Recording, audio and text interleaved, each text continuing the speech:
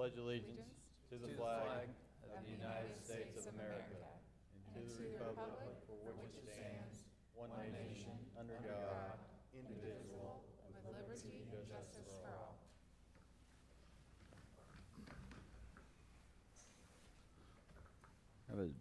Have a motion to adopt the agenda. Motion. Mr. Brown makes a motion.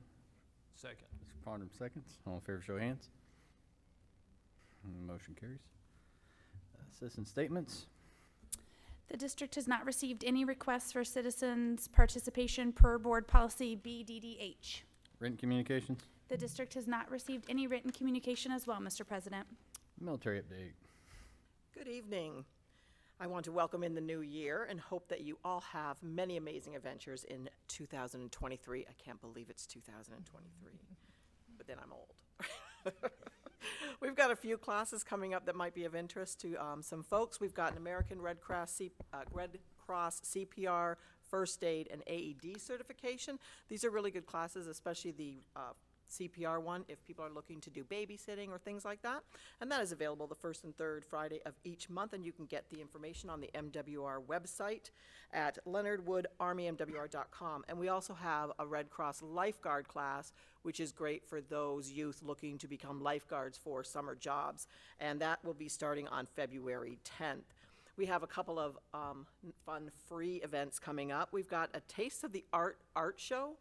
This will be on the 27th of January from 5 to 7 p.m. over at our Persian Community Center. We are looking for artists.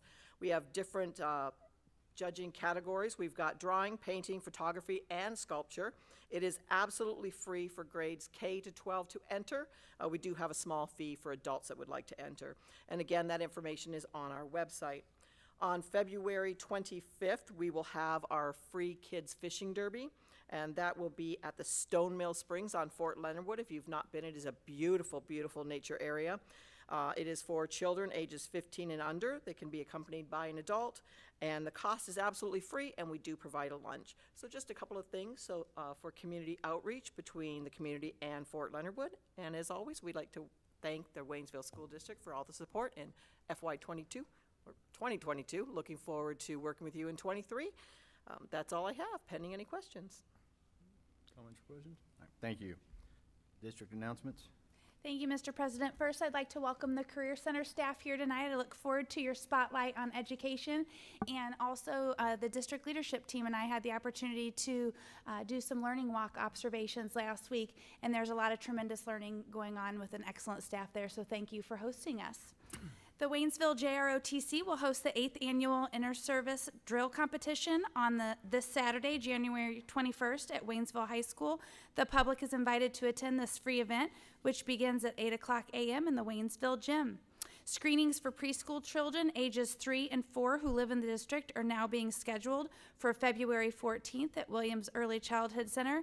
To schedule an appointment, please call 573-842-2650. And also, our next Tiger Pride Talk will be held at Waynesville Middle School at 5:30 Tuesday, February 7th. Presenters will talk about social media and how to keep your kids safe on social media. So please, parents, if you're struggling with this topic or need some advice or updated on recent things that you can do to keep your kids safe on social media, we really encourage you to attend. We will post those presentations later for the public as well. And with that, I'd like to welcome everybody back and Happy New Year. Thank you. A motion to approve consent agenda items A through H.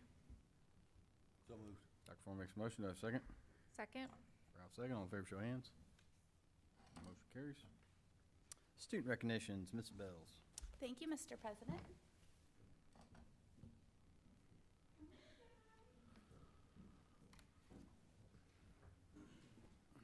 It is my honor tonight to recognize the Waynesville High School Choir for their performance and participation during Fort Leonard Wood's memorial service. Yep, we'll take a picture over here, but come on, let them take a look at you.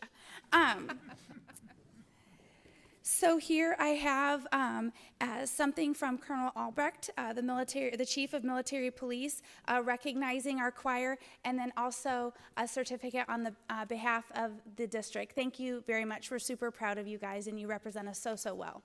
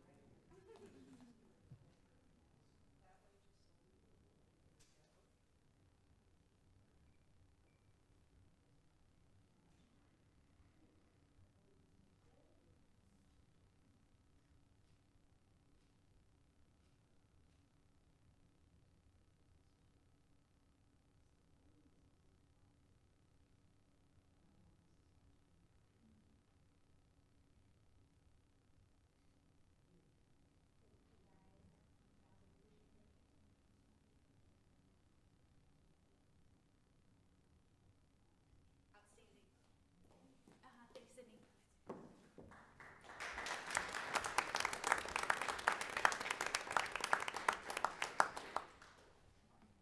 Okay, we'll move to Spotlight on Education, WCC, Mr. Callis.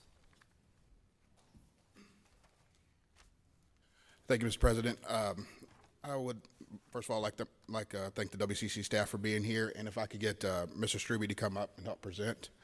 I am going to present the classified Spotlight on Education, and Mr. Strube is going to present the certified and the team. So classified Spotlight on Education goes to Miss Rachel Graves. She not only serves as WCC school nurse, she is very much involved in helping instruct our seniors in our health science class. She helps these students prepare for their CNA in the beginning of their healthcare journey. You'll see Nurse Graves in the building wearing a number of hats beyond nursing and instructing. She's been instrumental in wellness initiatives, even with the subtleness of putting a 5K flyer on her director's desk. She's also volunteered for a number of after-school district committees such as CSIP and Salary. She'll usually be the first to volunteer for any committee that needs a classified representative. She's also one of the staff members of the Student Leadership Committee, which you saw earlier. It is for these many other reasons Nurse Graves is the Waynesville Career Center Classified Spotlight.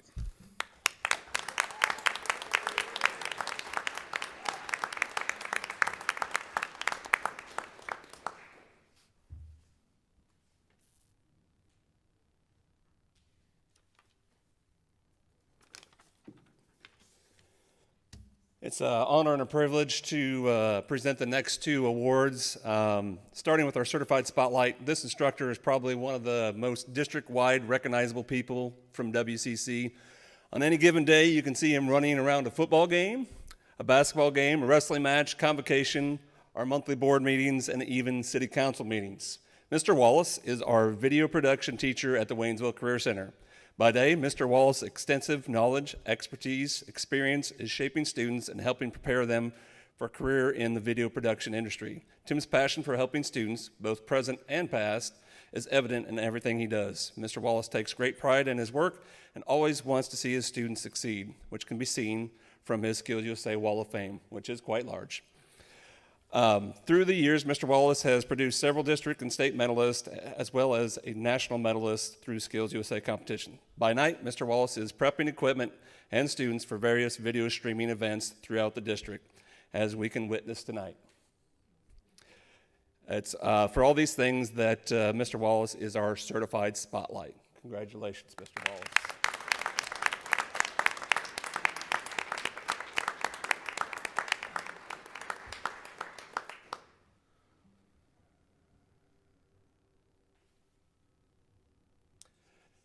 If you didn't recognize Mr. Wallace, I'm sure you'll recognize these next three people. Our next spotlight is for a dedicated group of individuals, and it's fitting that the Army values come to mind when I think of them.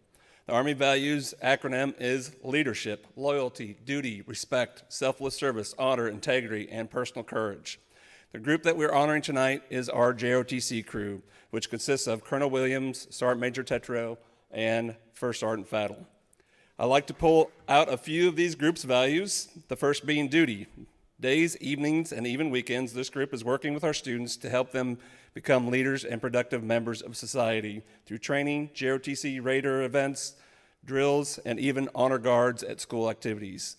The second value being respect, which each member shows to every single person and are in turn respected. The last being integrity. When this group says they're going to do something, whether it's as simple as entering data into their PLC form or coming up with a new strategy to implement into their classroom, this group's collaboration is unparalleled, and they are continuously communicating with one another on how to make each of their programs better. Over the last semester, they have an overall 5% increase of students that were proficient and advanced across all of their priority standards. With all that being said, I would consider them all leaders at the Waynesville Career Center, not just as a team, but as individuals. Congratulations.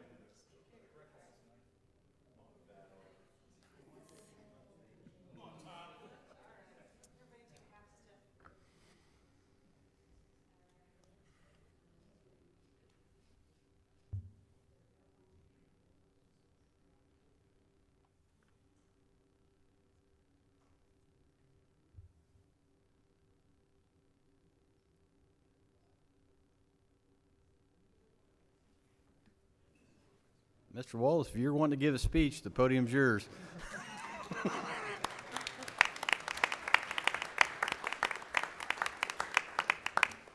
Congratulations. Move to Transportation Employee of the Month. Thank you, Mr. President. Mr. Tronstad, Director of Transportation, will recognize our Employee of the Month.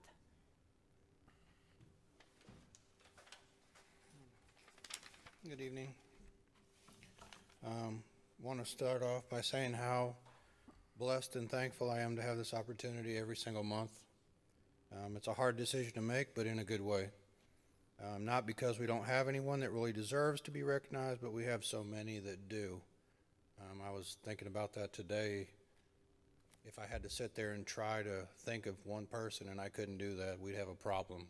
But the fact that I have so many that I have to choose from, it makes it kind of challenging, you know, who to choose. So tonight I'll be recognizing our January Employee of the Month, will be Frank Lewis. He is consistent in everything he does: attendance, attitude, professionalism, and overall great person. He truly cares about the students on his bus and their safety.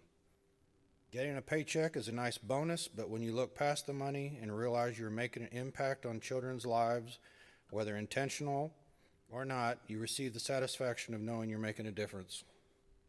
Our Employee of the Month, Frank Lewis, is all of these things I have mentioned and then some. I would like to congratulate and thank Frank for choosing transportation as a way to make a difference in children's lives.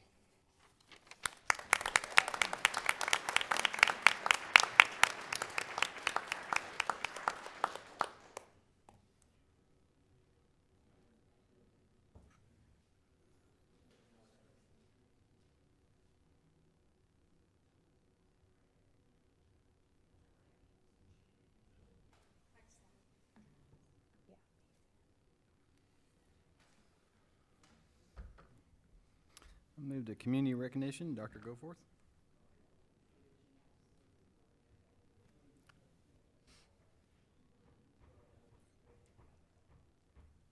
Thank you, Mr. President. This month, the district would like to recognize Pastor Travis Patrick from the Assembly of God Church. Their contribution to our Snack in a Pack was 576 jars of peanut butter, 500 fruit snacks, and 2,000 granola bars to Snack in a Pack, which provides food for our Waynesville students during weekends and holidays who might otherwise go hungry. Thank you.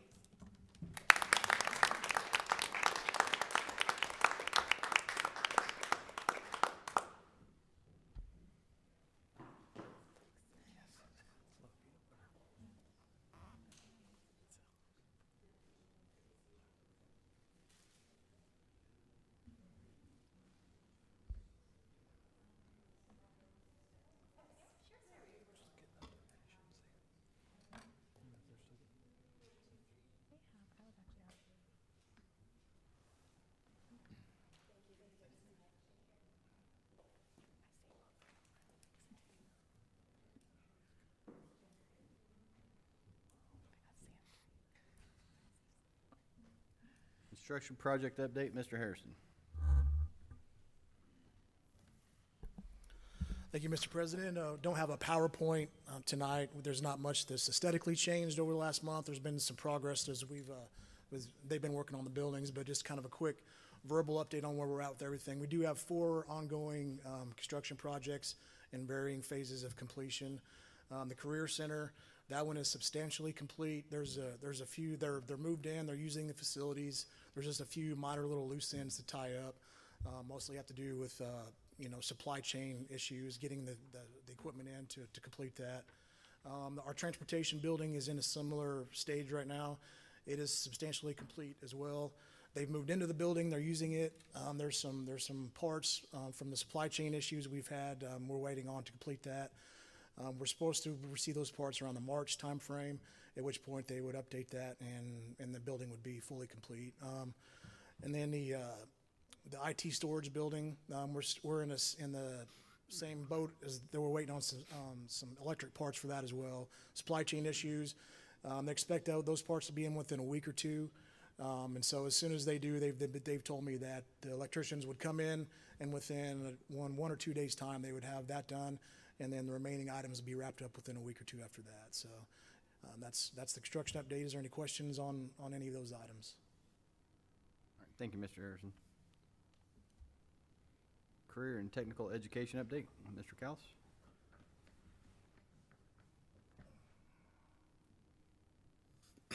Thank you, Mr. President. This is a report that we put together every 2 years. I won't read the PowerPoint, but our primary objective is to create rigorous learning opportunities for students, very obviously hands-on at the Career Center. Recruitment, that is a huge part of each one of our programs. They do have to recruit between 8 area schools in Waynesville as well. We have just completed all of our area tours as of today, and tomorrow we will begin with our sophomore tours from Waynesville High School. Dr. Witt's been gracious enough to give us an extra day so that all those students can get into every class. Right here you have the numbers for IRCs the past couple of years. As you can see, they fluctuated quite a bit. These are from 2022, spring of 2022. So I do encourage the board or anyone to check in where we are at the end of the year for this, for the 2022-2023 year. And you can see the rundown by program. They can jump around each year. Interns, we currently have 5 interns that are primarily through the high school, and those are the top. But our fitness and sports interns, we have 2, a marketing intern that is through the WCC, a network intern and a museum intern. Those are students that are at the high school that will come down, we transport them, and we do monitor their internship. We are working on possibility of increasing this opportunity on post, depending on what they have to sub out and what they have that they control in-house. It's been a very positive relationship this year with Fort Leonard Wood and the opportunity for an increase in our internships. Obviously, good news. This has been spread around quite a bit. For the 4th year in a row, our practical nursing has a 100% pass rate on the NCLEX exam, and although the job placement isn't at 100% on the far right, these numbers are taken at the time of this report. Most of those numbers are at 100%, with the exception of 2020. So it's just at the time of this report. Are there any questions about the Career Center from the board? Thank you. Thank you. WHS course description book, Dr. Atkins. Thank you, Mr. President. Tonight, we are presenting for a first reading of the Waynesville High School course description book. Typically, we only bring new courses or if the course requirements change. We do not have any new courses proposed for the upcoming year, but the high school has went through and reorganized and revamped some parts of the description book, so we are going to be bringing the whole course description book. And one thing they are adding is icons on each course that will denote if it's an AP dual credit, if it's a weighted course, an EOC course, or if it's NCAA approved, so students can see that very easily when looking through the course description book. So we will be bringing it back next month for approval. Comments or questions? Thank you. Job descriptions, first reading, Dr. Goforth. Thank you, Mr. President. The following attached proposed job description is presented for your review as a first reading. 2.30.1, School Psych Examiner. 2.30.2, Educational Diagnostician. 5.01.3, Parent Educator. The administration will request approval at the regular February Board of Education meeting. We'll move to action items. Budget revision, Mr. Harrison. Thank you, Mr. President. Well, it's a time of year when we go through, we approve the budget in June going into the new year. And then for January, we would come back and we kind of make our payroll numbers real and update some things and do our January revision. So I'm going to give you kind of a 10,000-foot overview of what that looks like tonight. There's a budget book attached in there as well if you really want to go in and do some deep dives on some of that stuff. But I'm going to kind of come at it and just show you some of the highlights tonight. So jumping into it here. Our ongoing budgetary goals, every year when we develop the budget, we go in and we look at our goals. And so, those goals, as we're going through and developing that, are to support the district's vision and mission, maintain a competitive salary schedules, maintain a quality employee benefit package, and plan for future consideration of student needs and student population, and then also address current facility needs. We finalized the budget, when we had Rebecca Baker from KPN come in November and go through the audit that she went through. At that point, all the final modifications were made and we go and finalize. So this is FY22's budget for last year. So just to kind of give you an idea of how we ended up there. So back July in 2021, from an operational standpoint, we started with about $20.1 million balance. And then by the time we spent about $32 million, 2.6, and received about 33.6 in revenues, we ended up with an ending balance of about 21.9 million. So I made a little note there that says that's about a 30% reserve balance. So what that says is going into this year, we started with about 21.9 million, and that covers about 30% of our operating expenditures, which is close to about 4 months. So basically, if we got into a situation where state was having a problem getting us our funding and things like that, we would be able to completely cover our operational expenditures for up to about 3.6 months if that was to occur. So sitting in a really good spot from that standpoint.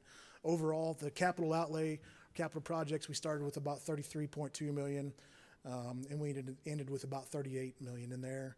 And then overall, from a total balance standpoint, with both capital and operations combined, we started with about 54.2 million and ended the year with about right at 60 million in there. Jumping into this year, we're on pace to looking at local revenues. They've went up a little bit this year, and really the main reason for that is because real estate taxes went up, so that generates more tax revenue to the tune of a little less than $2 million is what we're projecting to receive for that. So that's the reason for a little bit of an uptick in our local revenues. Our state revenues relatively flat, and on all these slides here you can see that on the left, all the way up through 22, those are actual numbers, and then in FY23 those are projected numbers, how we're projected to end come June of 2023. So we're looking at projecting around 35.6 million total from a state standpoint coming in. And, the state revenues, that's one where, it's a fairly consistent stream of revenue depending on what their budget is. So we're keeping a close eye on that, kind of coming in with all this inflation and everything.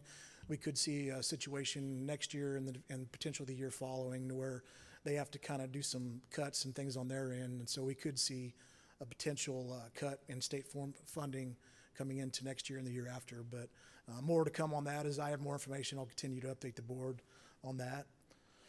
Federal revenues coming in, you'll look at so for FY '22, the actual numbers there, the reason for that is because we actually got back into B2 eligibility for that year.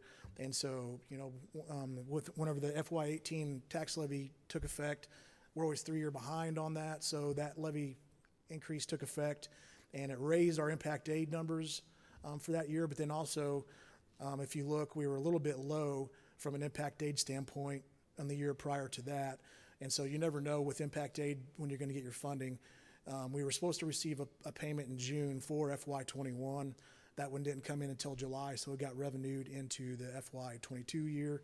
So that's the biggest reason there for the big jump from one year to the next in impact aid. For this year, we're projecting, we always very conservatively project impact aid just because of kind of the volatility of how they set that from year to year. But right now, we're projecting around $16.1 million by the end of the year in revenues. Going into expenditures, kind of an overall breakdown of expenditures, 77% total. Then this number always rides right around the 80% mark. So if you look at all of our expenditures operating across the district, right around 77% is made up of salary and benefits. And then supplies is about 17%, purchase services 14%, and then, benefits makes up about 17%, purchase services about 14%, and the supplies are around 9% of the overall operating budget.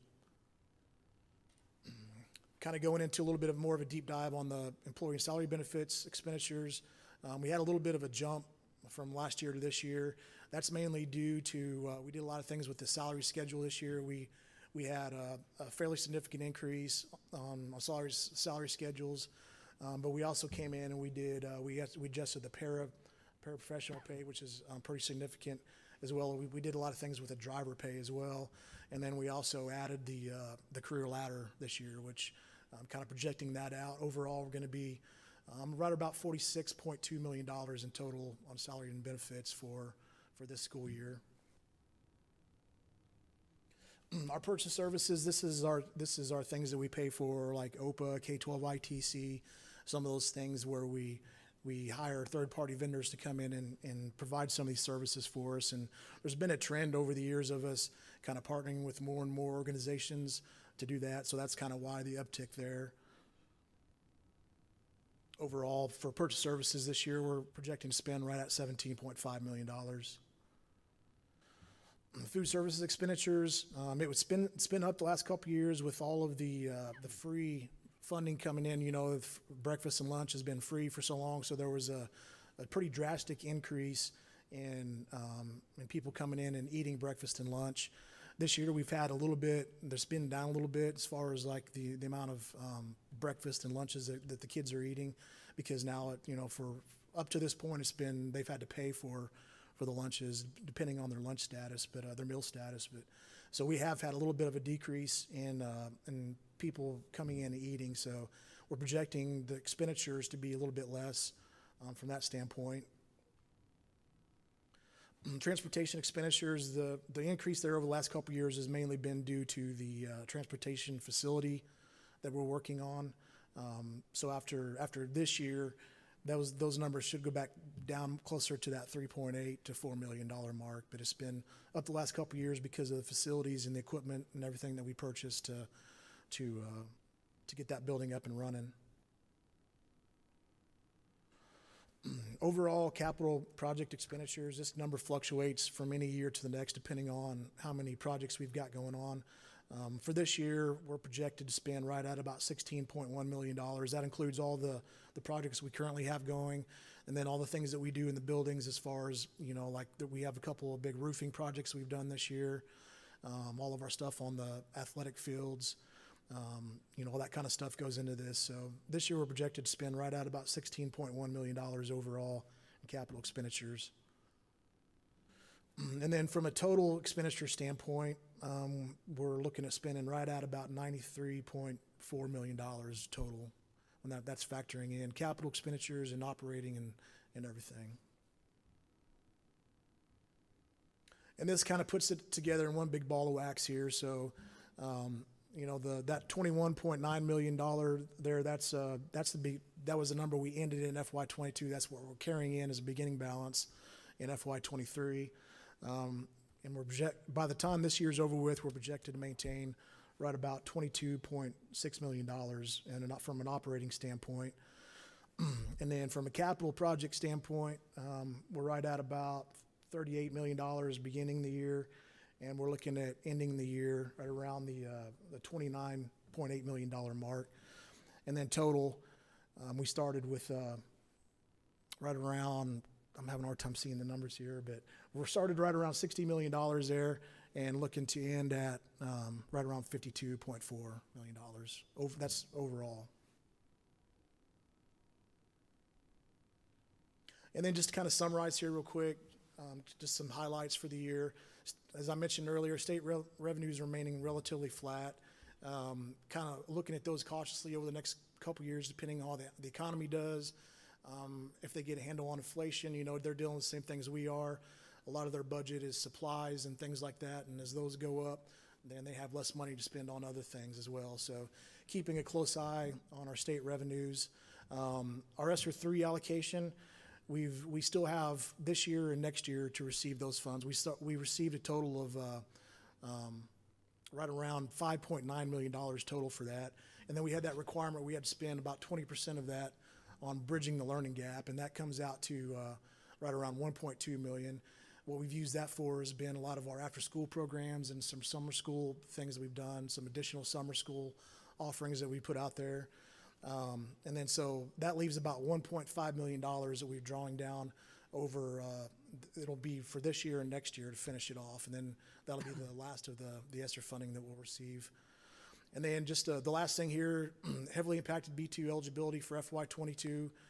We are still eligible right now for B2 funding, but it's on a very razor-thin margin right now. And the future for B2 eligibility is in danger due to the narrow margin we are facing with our local tax effort. And right now, I would say from a financial standpoint, our B2 eligibility is the biggest threat from a financial standpoint to the district right now. So, you know, there may be a time in the future where we either have to make a decision to increase the tax levy if we want to keep that $8.5 million. So that would be the biggest threat to the district from a financial standpoint currently. I have to believe that's all I have. Is there any questions? Mr. Harrison, without any change in the B2 funding, when could we potentially fall out of eligibility? Well, the way it works is we're always working off of, 3 years prior data. And so right now we're riding on that increase that we took, in FY '18, the tax levy that we passed back in '17 took effect. That got us back into eligibility for '21 and '22. But, if you look back over the last 20 years, there's a slow trend. Schools continue to increase their tax levies. And so as ours stays kind of stagnant, then over time it just gets to a point to where we don't meet that 95% threshold. And so right now, the last numbers that I ran for FY '22 application, which is going into this year, would be our B2 funding for this year, we were at 95.046%, just to give you an idea of how close that margin is. So I will know here in the next month or two.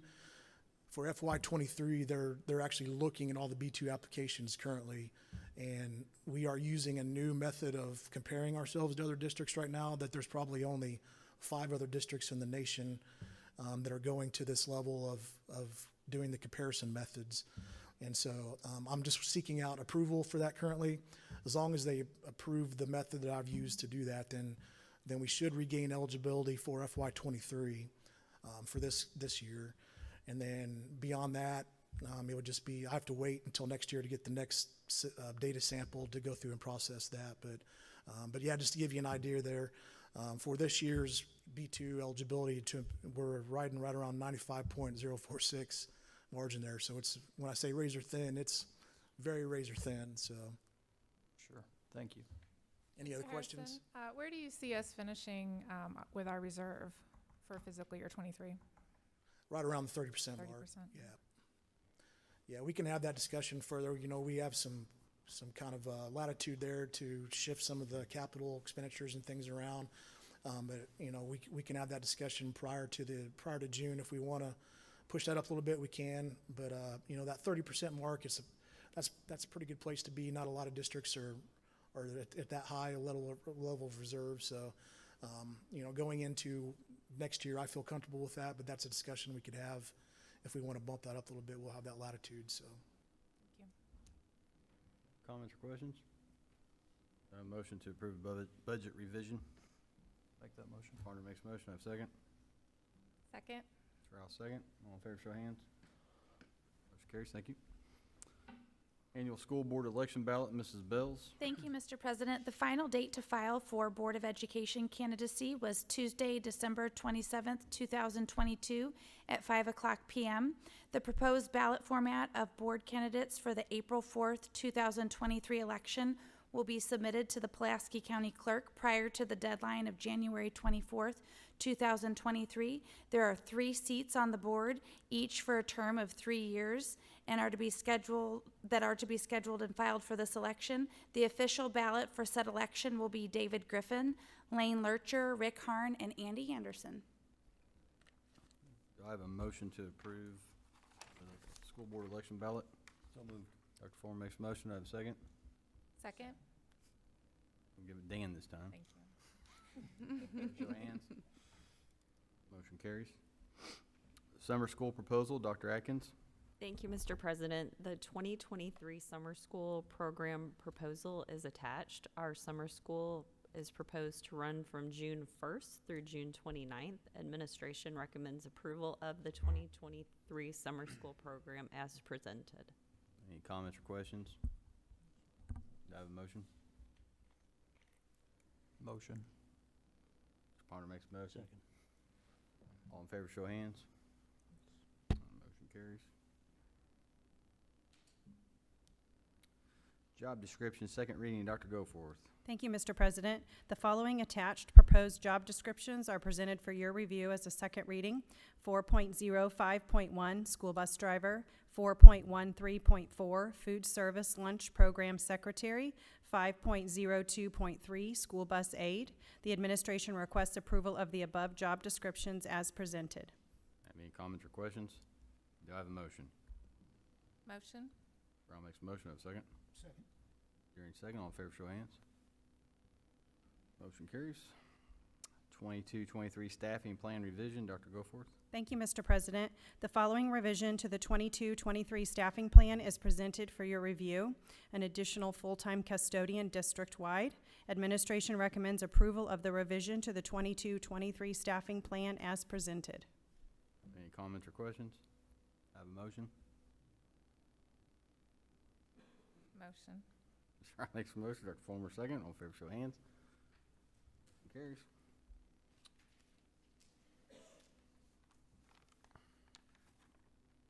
MSBA policy and procedure update, Mrs. Bells. Thank you, Mr. President. Attached are the following policy and procedure updates, which have been run through the TABS committee review and revision process.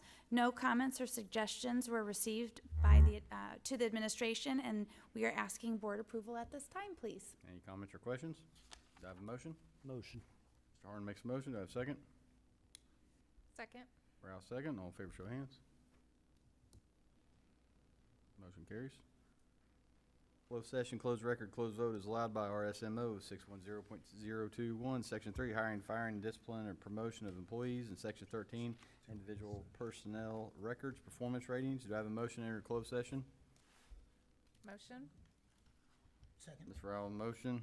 Jerry, second. Roll call vote, please. Yes. Yes. Yes. Yes. Yes. Yes. Aaron, closed.